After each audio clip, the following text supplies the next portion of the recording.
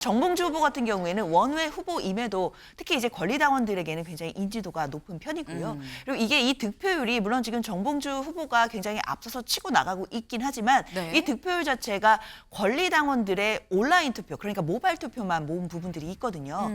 그렇기 때문에 앞으로 이제 있을 또 전당대회가 8월 18일이고 17일, 18일에는 또 ARS 투표도 남아 있는 것이고 또 네. 대의원들의 투표 그리고 일반 국민들의 여론이 또 30%가 반영이 되기 때문에 일단 이 득표율 자체가 최종 투표는 아닙니다.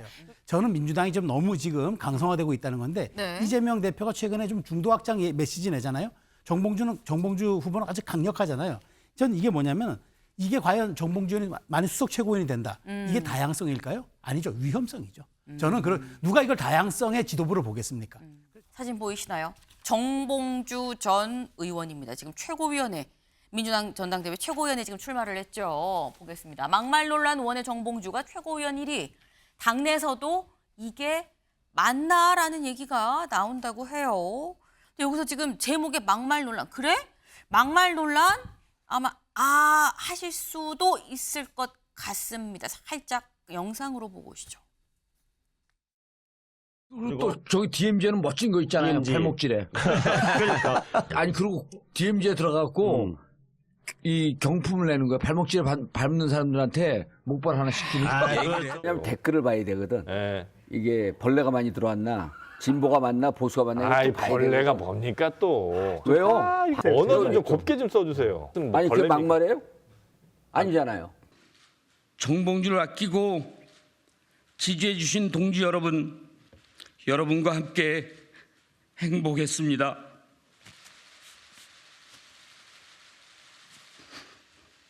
하지만 짧았던 행복을 뒤로하고 지금은 진격의 시간입니다. 네, 정봉주 전 의원. 사실 지난 총선에도 출마를 했었습니다. 근데 지난 총선에 출마를 해서 공천을 받았었는데 근데 공천이 취소가 됐죠. 왜? 앞서 같이 보신 막말 논란 때문에 굉장히 이 논란이 있었고 그러다 보니까 공천 취소로 이어졌는데 지금은 당내에서 지금 여기 보겠습니다. 최고위원 후보 누적 득표율인데 1위 정봉주. 네. 압도적이죠. 21.87입니다. 2등이 김병주 의원인데 16.17이에요. 16과 21, 5%포인트 차죠. 격차가 상당히 납니다. 1, 2위가. 그 다음이 뭐 전현희, 김민석, 이현주, 한준호 등등등의 순서인 건데 근데 사실 장현주 변호사님 네. 일각에선 어떻게 생각을 할 수 있냐면 지난 총선 때 논란으로 공천이 취소가 됐는데 수석 최고위원 되는 건가? 라는 생각도 할 수 있어요. 지금 당내에서도 이게 맞나라고 제목을 뽑았는데 네. 실제 이런 목소리가 있긴 있는 겁니까? 당내에서는 좀 의외다라는 이야기들도 들려옵니다. 왜냐하면 뭐 정봉주 후보의 뭐 지난 막말 사태 뭐 이런 부분들도 있지만 그런 것을 떠나서 지금 유일하게 원외에 있는 후보거든요. 아무래도 이제 당내에서는 이제 최고위원 후보들의 레이스를 본다면 대부분 원내에 계신 분들이 원내 후보들이 좀 유리한 좀 측면들이 있는데 아무래도 인지도나 대중적인 측면에서도 그렇습니다. 그런데 정봉주 후보 같은 경우에는 원외 후보임에도 특히 이제 권리당원들에게는 굉장히 인지도가 높은 편이고요. 그리고 이게 이 득표율이 물론 지금 정봉주 후보가 굉장히 앞서서 치고 나가고 있긴 하지만 네. 이 득표율 자체가 권리당원들의 온라인 투표, 그러니까 모바일 투표만 모은 부분들이 있거든요.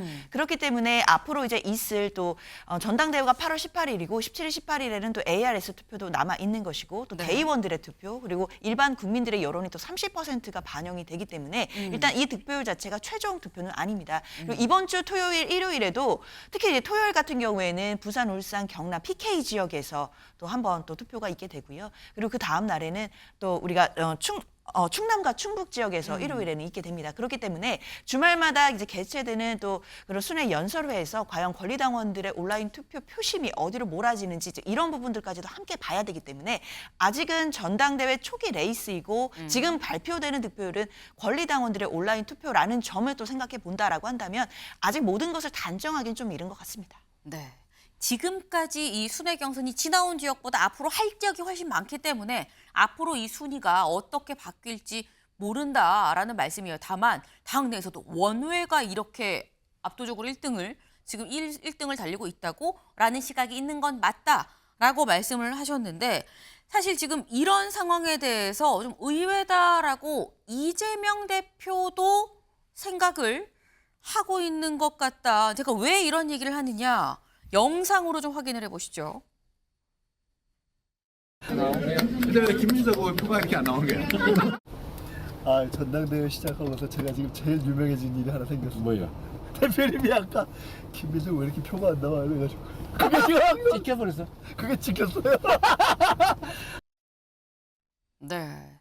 이재명 대표의 마음은 김민석 후보에 많이 지금 가 있는 것 같아요. 아니, 김민석 후보 왜 이렇게 안 나와? 라고 얘기를 했다라는 거죠. 그리고 그게 찍혀서 김민석 후보한테 막, 이게 뭔가 이렇게 응원의 이런 메시지가 온다고 김민석 후보가 얘기하니까 그게 찍혔어? 라고도 또 얘기를 합니다. 이 모습을 보면 윤경호 위원님, 이재명 대표는 내심 김민석 의원이 뭔가 수석 아니면 어쨌거나 상위에 최고위원을 했으면 하는 마음이 있는 거 아니겠느냐라는 추론이 나올 수 있거든요. 만약 그런 마음이 있다면 뭐 조직에 얼마든지 사발통문 뭐 이렇게 활용해서 하려면 할 수 있다. 할 수 있지 않을까요? 네. 저렇게 간접적인 방법으로 하는 게 더 효과적인지는 모르지만 근데 저는 지금 이 민주당 최고위원 경선 과정에서 두 가지의 감정이 지금 공존하고 있는 것 같다는 느낌이 들어요. 네. 하나는 김민석 최고위원의 경우에 떨칠래야 떨칠 수 없는 뭐 철새 이미지 뭐 이런 비판 항상 따라다니잖아요. 뭐 옮겨 다녔다, 뭐 중간에 입장을 바꿨다 이런 건데 그걸 생각하고 있는 민주당 내 당원 내지는 민주당 지지층들이 여전히 강하다. 그래서 이렇게 높은 지지를 못 받는 거 아니냐. 그럼 정봉주는 막말 운운하는 걸로 공천 취소까지 됐는데 네. 그거에 대해서 지금 매일경제 저 제목처럼 측은지심이라는 게 작동을 하는 건가? 동정심? 예. 아니면 여기에 뭔가 지금 이 조직의 힘으로 뭔가 사인이 지금 내려온 건가? 그러니까 이런 두 가지가 지금 공존을 하고 있다고 봐요. 그런데 정봉주라는 정치인은 네. 본인이 아무 부담이 없을 때 마구 던져서 자극적이고 사람들의 관심을 끄는 얘기로 자기 이미지를 높이는 거 하고 최고위원이라는 데 근접하고 당내에 뭔가 규제와 이런 것들이 무게로 작동할 때도 과연 그럴 건가? 그러면 해당 행위를 하는 거나 마찬가지일 텐데. 왜냐하면 당내 지지층이야 뭐 무조건 지지를 하더라도 네. 밖에서 얼마나 혀를 끌끌 차겠어요. 저는 아까 한동훈이라는 정치인이 이제 62.8%로 자력갱생에 성공했습니다라고 말씀드렸듯이 민주당 내에서도 이런 투표 결과는 민주당 내 경쟁자 당원들 외에는 감히 누가 문제 제기를 할 수 있을까? 결국 결과를 가지고 그 결과에 정치인들 스스로는 자기가 책임을 지고 그에 합당한 언행을 하는 거 그걸로 보여주는 수밖에 저는 없다고 봅니다. 네. 지금 사실 이런 상황에 대해서 김민석 의원이 생각보다 이 지지를 못 받는 게 어떤 철새 이미지가 있어서 그런 거 아니겠느냐라는 말씀을 하셨는데 최수영 의원님. 그러니까 사실 이게 어떻게 보면 상충될 수 있어요. 김민석 의원에 대해서 약간 그런 당내에 믿을 수 있는 거야. 철새라는 이미지가 있을 수 있고. 하지만 그럼에도 이른바 제명픽입니다. 이재명 대표가 픽한 후보인데 근데 지금 4위예요. 잘못하면 5등 넘어가면 이제 선출이 못 되는 거거든요.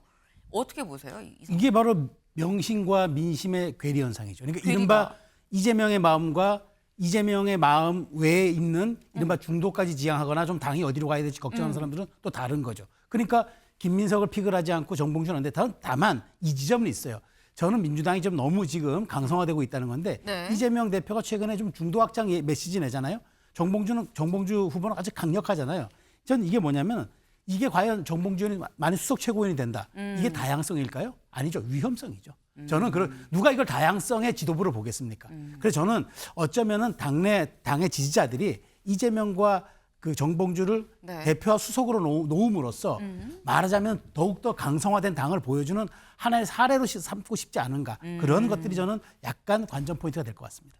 민심과 명심은 좀 다를 수 있다라는 얘기 아니겠느냐는 말씀을 하셨는데 사실 지금 제명인의 마을에 여기는 강성 지지층들이 상당히 있는 곳이죠. 여기도 의견이 좀 분분하다고 합니다. 네. 한쪽에서는 정봉주를 수석 최고위원으로 아니다. 정봉주가 되는 게 맞나라는 의견이 싸우는 건 아니에요. 다만 의견이 분분하다. 네. 이번 전당대회 가장 관심 포인트 이재명 대표보다 오히려 정봉주 후보가 다 받고 있는 거 아닌가라는 생각도 좀 드네요.